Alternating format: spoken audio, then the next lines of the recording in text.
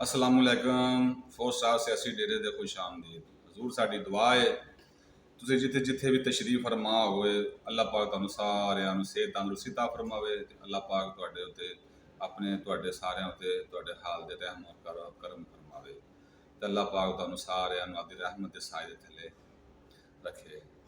बस भी दोस्तों बुजुर्गो सज्जनों ते बेलियो ते मित्रों ते बड़ियां बड़ियां अज गर्म खबरां आईयां ने ते खबरां यह भी हैगियां ने कि अज PTI के दौर जलसा भी हो रहा है, बड़ी आवाम अज आ रही है, इहदे उत्ते भी गलबात करांगे। तो हुकूमत ने इमरान खान सारे रस्ते बंद कर दिते गए हैं बाहर निकलन के, ये भी मामला करने हैं डिस्कस कराने ने। तो कौमी असैंबली के ना कौमी असैंबली के PTI दी सीटां हैगियां सन जी इंटर पार्टी इलैक्शन तो बगैर किया सी मामला, वो भी इन्हों कल तो इन्हों कढ़ दिता गया। तो तीसरा जोड़ा है ना लाहौर जलसे की इजाजत इन्होंने मिल गई सी, उनकी तैयारी तो मतलब बंदे काफ़ी गिरफ्तार इन्हों के हो गए हैं बड़े बड़े। तो ये मतलब तुहानूं दसने तुहाडे कोई गुजारिश है अगर तुसीं चैनल सबसक्राइब नहीं किया तो सबसक्राइब कर दिओ ते बैल आइकन के बटन नूं दबा दिओ। गल करां जी इमरान खान के सारे रस्ते बंद हो गए हैं। इमरान खान का जिहड़ा मामला है ना हुण बड़ा अगे निकल गया है, बहुत ज़्यादा इमरान खान का मामला अगे निकल गया है। ये वो बहुत बंदा है जिन्हें आपके पैरों से खुद कुआड़ियाँ मारिया ने। जी गौरमेंट ने आईनी तरमीम लै दी है, जो सदर साहब ने कल बिल पास किया है, जोड़ा सदर साहब ने एक आर्डीनेंस पास किया, उनके मुताबिक यह है कि जोड़ा भी केस है ना वो वारों वारी सुनिया जाएगा। मिसाल के तौर पर एक जज को लेकर 300 केस, उस अदालत 300 केस ने, पहले 300 केस का फैसला होगा तो फिर जो है केस है 301वां केस या 306वां केस, फिर इनकी वारी आएगी। पता नहीं उनकी वारी 29 साल बाद आँदी, 10 साल बाद आँदी, 5 साल बाद आँदी। ये कल जरदारी साहब ने कहता एक जरदारी साहब पे बारी उन्हें यह जोड़ा कल फैसला उन्होंने सदर पाकिस्तान साहब ने आर्डीनेंस जारी किया है, उनके मुताबिक जोड़ा हूँ बहुत मुश्किल है इमरान खान साहब जोड़ा है ना इन्हों की बाहर निकलन दी उम्मीदां या इन्हों के होर मामला बहुत मुश्किल हो गए हैं। असल जिन्ना अल्लाह पाक ने इन्होंने इज्जत दी सी, जिन्ना अल्लाह पाक ने इन्होंने अरूज दिता सी ना, ये आपके अरूज तो ही अपने मामला तो फायदा नहीं उठा सके। बस दुआ करा दे जो इंसान अल्लाह पाक अरूज दे।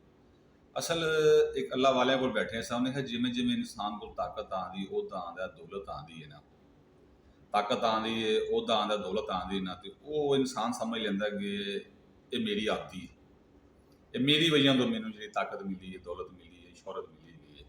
लेकिन जदों दौलत इज्जत ताकत चली जाती ना तो इंसान को आपदे अपना पता चल जाता है कि मेरे नाल की होया, की मामला होए ने। ते वो जिमें जिमें फिर वो जिमें जिमें इमरान खान साहब को गौरमेंट गई, गौरमेंट के मामला गए, वो अज उन्होंने पता लग गया। देखो ना दुनिया असी आप देखा थानी अखा नाल वेहने पे हैं कि कैसे कैसे मामला दे गए हैं। देखो ना हूँ बड़े बड़े बादशाहों दी बड़िया बड़िया गौरमेंट आई, कर्नल गजाफी सी, शाह ईरान सी, और बड़े बड़े मुल्क बड़ी बड़ी उन्होंने तूती बोलती सी, अज उन्होंने नाम लैन वाला कोई नहीं है। इस तरह साढ़े हुक्मरानों ने भी सबक हासिल करना चाहिए गया। तो दूसरी बात है कि PTI की जी कल गौरमेंट ने जी नशस्तां हुई ने ना गौरमेंट कौमी असैंबली के हुकूमत ने हुकूमत पाकिस्तान ने तो जी अपने नून लीग इन्होंने सारे ने जोड़ा है ना कल स्पीकर कौमी असैंबली या सादक साहब ने सारी कौमी असैंबली की जी नशस्तां हुई ना जारी कर दी हैं। PTI की कोई नशस्त नहीं की, PTI उन्होंने विचों बाहर कढ़ दिता गया। सुन्नी इत्तेहाद कौंसल दियाँ 80 जी सीटां ने या 90 सीटां हुई ने ना वो जोड़े कौमी असैंबली दियाँ वो सीटां इन्होंने दे दी गई ने, क्योंकि PTI ने party election intra party election इसी कराए गए। ये पार्टी का कोई हिसाब किताब है कि तुम पहला तो चेयरमैन मुंतखब करो, ये झूठे चेयरमैन मुंतखब किए गए हैं, कोई 30 या 40 या 30 या 40 बंदे इन्होंने उत्थे बुला दिते जी साढ़े इंट्रा पार्टी इलैक्शन हो गए हैं जी फलान हो गए। बाकी इन्हों का कुछ भी नहीं होया, ना कोई चक्कर होया। इलैक्शन कमीशन ने इन्हों को जोड़ा है ना बल्ले का निशान भी खो लिया, होर भी मामला इलैक्शन कमीशन ने किए इन्होंने नाल। हुण जब कल इन्होंने असैंबली के विचों भी PTI नूं बाहर कढ़ दिया, क्योंकि ना इन्हों का कोई निशान है गया, ना इन्होंने इंटर पार्टी इलैक्शन है गए, ना इन्हों का होर कोई मामला है गया। तो वह सारा इन्होंने जोड़ा है ना मामला कर दिता गया। आखिरी खबर तो आने है PTI ਦਾ ਲਾਹੌਰ 'ਚ ਜਲਸਾ ਹੋ ਰਿਹਾ ਅੱਜ, ਅੱਲਾ ਖੈਰ ਹੀ ਕਰੇ, ਅੱਲਾ ਪਾਕ ਆਸਾਨੀ ਵਾਲੇ ਮਾਮਲੇ ਕਰੇ, ਅੱਲਾ ਪਾਕ ਇਸ ਜਲਸੇ ਨੂੰ ਜਿਹੜਾ ਹੈ ਨਾ ਖੈਰ ਖੈਰੀਅਤ ਨਾਲ ਅੰਜਾਮ ਕਰਨ ਦੀ ਤੌਫੀਕ ਜਿਹੜਾ ਹੈਗਾ ਨਾ ਸਾਰੇ ਹੁਕਮਰਾਨਾਂ ਨੂੰ ਸਾਨੂੰ ਸਾਰਿਆਂ ਨੂੰ ਤਾ ਫਰਮਾਵੇ। ਗੱਲ ਹੈਗੀ ਕਿ ਜਲਸਾ ਤੇ ਹੋ ਰਿਹਾ ਹੈ, ਬਸ ਅੱਲਾ ਪਾਕ ਮਾਫ ਕਰੇ। ਅੱਗੇ ਵੀ ਇਹਨਾਂ ਨੇ ਜਲਸਾ ਕੀਤਾ ਸੀ, ਅਲੀ ਮੀਨ ਗੰਡਾਪੁਰ ਸਾਹਿਬ ਤੁਹਾਡੇ ਦੇ ਪੂਰੇ ਹੁੰਦੇ ਤੇ ਇੱਕ ਵੀਲੌਗ ਕੀਤਾ ਸੀ, ਉਹ ਇੱਥੋਂ ਨੱਸ ਗਏ।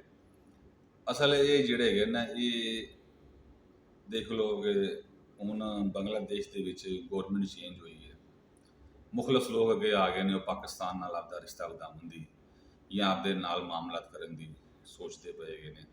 ਬੜੀਆਂ ਬੜੀਆਂ ਉਹਦੇ ਉੱਤੇ ਲੱਗੇ ਇਨਸ਼ਾਅੱਲਾ ਬੰਗਲਾਦੇਸ਼ ਦੇ ਉੱਤੇ ਵੀ ਅਸੀਂ ਇੱਕ ਵੀਲੌਗ ਕਰਾਂਗੇ। ਉਹ ਕਿਹੜੀ ਕਿਹੜੀ ਚੇਂਜਿੰਗ ਆ ਰਹੀਆਂ, ਇੰਡੀਅਨ ਮੀਡੀਆ ਹੈਗਾ ਉਹ ਬੜੀਆਂ ਚੀਖਾਂ ਮਾਰਦਾ ਪਿਆ ਬੰਗਲਾਦੇਸ਼ ਦੇ ਉੱਤੇ। ਬਾਕੀ ਰਹਿ ਗਈ ਲਾਹੌਰ ਜਲਸੇ ਵਾਲੀ ਗੱਲ, ਅੱਲਾ ਖੈਰੀਅਤ ਨਾਲ ਜਲਸੇ ਨੂੰ ਮੰਤਕੀ ਅੰਜਾਮ ਤੱਕ ਪਹੁੰਚਾਵੇ, ਤਾਂ ਅੱਲਾ ਪਾਕ ਇਹਨਾਂ ਦੇ ਲੀਡਰਾਂ ਦੀ ਜ਼ੁਬਾਨਾਂ ਨੂੰ ਬੰਦ ਰੱਖੇ, ਕਿਉਂਕਿ ਇਹਨਾਂ ਪਿੱਛੇ ਜਿਹਾ ਬੜਾ ਕੁਛ ਕੀਤਾ। ਅਫਗਾਨੀ ਉਹ ਸਫੀਰ ਆਇਆ, ਜਨਰਲ ਕੌਂਸਲ, ਉਹਨੇ ਵੀ ਕਾਫੀ ਸਾਡੇ ਮੁਲਕ ਦਾ ਤਰਾਨਾ ਜਿਹੜਾ ਹੈਗਾ ਸੀ ਉਹ ਨਹੀਂ ਖੜਾ ਹੋਇਆ। ਅਸਲ ਇਹ ਉਹ ਬਦਬਖਤ ਕੌਮ ਹੈਗੀ ਹੈ ਕਿ ਜਿਨ੍ਹਾਂ ਨੂੰ ਅਸੀਂ 40 ਸਾਲ ਦੁੱਧ ਪਿਆਇਆ, ਸੱਪ ਨੂੰ ਵੀ ਦੁੱਧ ਕੋਨਾ ਦਾ ਕੰਮ ਹੀ ਡੰਗਣਾ। ਇਹਨਾਂ ਨੇ ਸਾਨੂੰ ਬਹੁਤ ਜ਼ਿਆਦਾ ਨੁਕਸਾਨ ਪਹੁੰਚਾਇਆ, ਪਾਕਿਸਤਾਨ ਦੇ ਸਾਲਮੀਅਤ ਨੂੰ ਨੁਕਸਾਨ ਪਹੁੰਚਾਇਆ, ਲੇਕਿਨ ਹੈ ਉਹ ਉਸੇ ਤਰ੍ਹਾਂ ਦੇ ਉਸੇ ਤਰ੍ਹਾਂ ਹੀ ਹੈ। ਇੱਥੇ ਅਸੀਂ ਕਈ ਦਫਾ ਸਾਡੇ ਕੋਲ ਕਈ ਉੱਥੇ ਅਫਗਾਨੀ ਰਹਿੰਦੇ ਨੇ, ਕਈ ਰਹਿੰਦੇ ਹੈਗੇ ਨੇ, ਬੜੀ ਬਕਵਾਸ ਕਰਦੇ ਨੇ ਪਾਕਿਸਤਾਨ ਦੇ ਖਿਲਾਫ। ਇੱਕ ਦਿਨ ਮੈਂ ਇੱਕ ਅਫਗਾਨੀ ਨੂੰ ਫੜਦੇ ਤੇ ਕੁੱਟਣ ਲਗਾਇਆ ਸਨ। ਮੈਂ ਉਹਨੂੰ ਆਖਿਆ, ਮੈਂ ਬਗੈਰਤ ਇਨਸਾਨਾ, ਤੂੰ ਕੁਛ ਖਾਣਾ ਪੀਣਾ ਹੀ ਇੱਥੇ ਕਮਾਣਾ, ਇੱਥੇ ਫਿਰ ਕੀ ਲੈਣ ਆਇਆ?